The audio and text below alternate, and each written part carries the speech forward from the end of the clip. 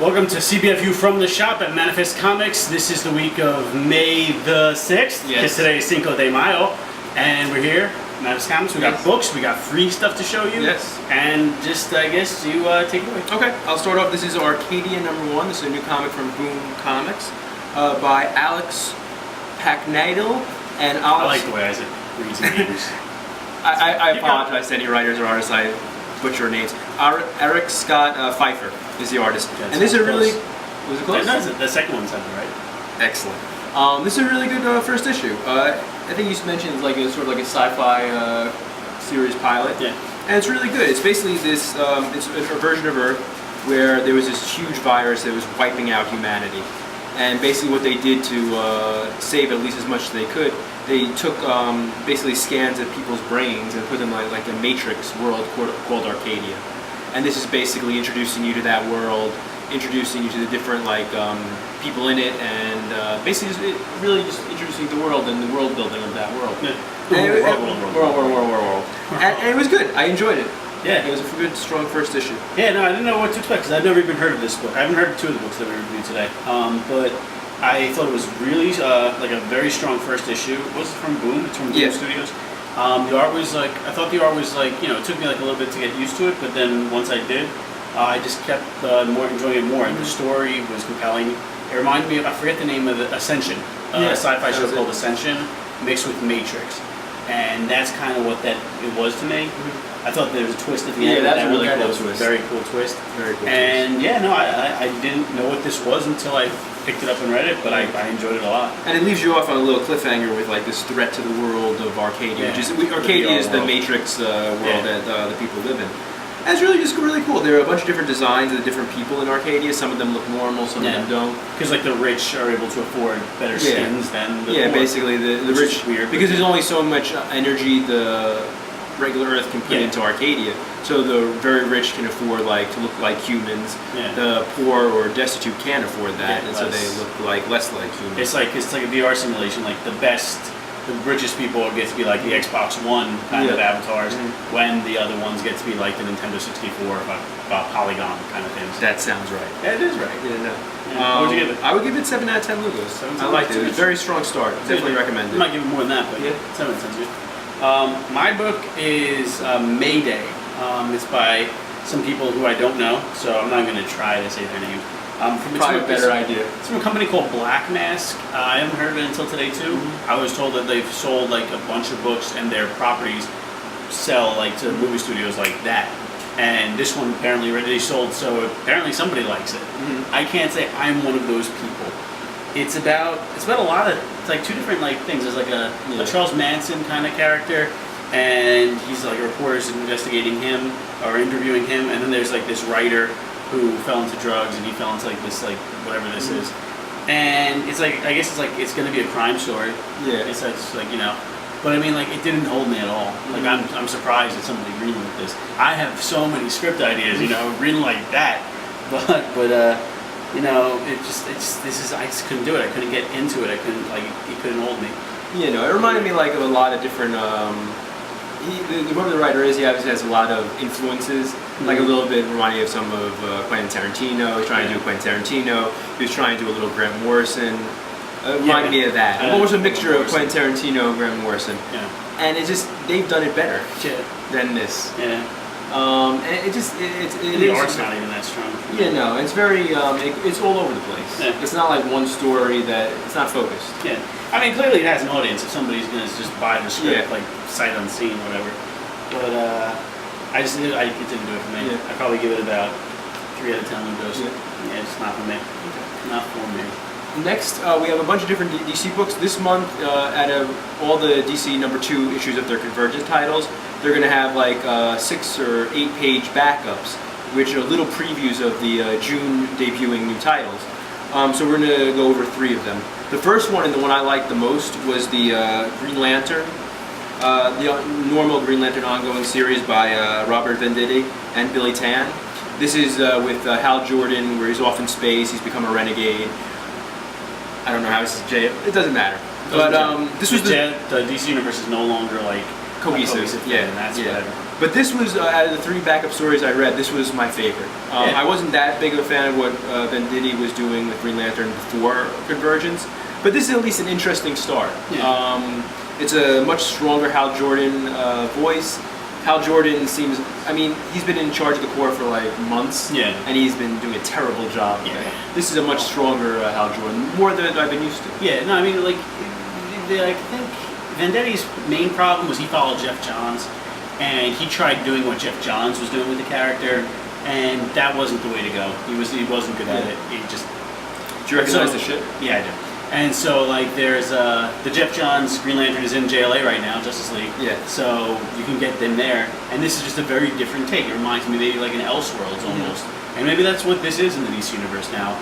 But as far as things go, this is more interesting to me than what Venditti was doing before. Yeah. How many Lewis did you give that one? I would give it a 7 out of 10. I enjoyed it. It left me interested, and that preview can be found in the Atom #2 Convergence. The next one that I read was Starfire #1. This is a preview of Starfire by Palomidi and Amanda Connor on writing, and Emanuela Lufacino for art. And this is the backup story to the Question #2. This, for me, has the same problem that I had with their Harley Quinn series. It's a lot of talk. It is. It's just so much talk, and it just, for me, it's not for me. For people who enjoy the Harley Quinn book, I'm sure they'll get more out of it, but for me, it just didn't do anything. Yeah, I liked it a little better than you. I think the art's beautiful. The art was really nice. Almost an Amanda Khan, almost like Amanda Khan. Yes, that's very true. But I mean, like, I think it's a good, like, if you want to get into Starfire, I think that's not a bad way to go. I think it's a pretty good start. I'm not 100% on that. I don't know if I would get that or not, but I think that people who do like Harley Quinn will like that. And yeah. Yeah, no, I mean, if you like Harley Quinn, definitely, I would definitely give that a try. Or if you like the character Starfire, I think this would be a good book. Yeah, definitely better than where she's been recently. Scotland Bellland. Yeah, I would give that 6 out of 10 because the art is really good, and for people who like Harley Quinn, I think they would enjoy that. Yeah. Our last backup story. This is the backup story to Batgirl, and this is Prez #1. Is the Prez? Oh man, Prez. I don't know. First of all, the art for Prez. Terrible. Yeah, it's not very good. Bad. Who's doing the art? The art is Ben Caldwell, and the art is Mark Russell. And I'm just not interested in Prez at all. He's stupid. He's stupid. When Tony told me that was actually a book that DC was going to publish, I laughed at him. Because it's terrible. It's stupid. I don't want to read that book. Tony can read that book. And let me know how that is, because that was awful. I don't know how that is going to make people get into stores. But again, maybe there's an audience for that is escaping me. But I don't want to even like. You are not a teenage. You are not a teenage girl. I don't want to be. No matter how many people have told you, you are not a teenage girl. I know. So, but I didn't like that. What'd you give it? I don't know. 3 out of 10 it was. 3 out of 10. That's generous. Yes. Last book of the week is one that we've all been waiting for a while now. It is Secret Wars #1 by Jonathan Hickman and Assad Riddick. See, I have trouble too. We've been waiting for this for years now because this is what Jonathan Hickman's been building to. And we've been waiting for this, I guess, about a year maybe, a little less than a year because they announced it at New York Comic Con. That's when we first learned about it. So we've been waiting for it, and like the incursions were building up, and Time Runs Out was building towards this.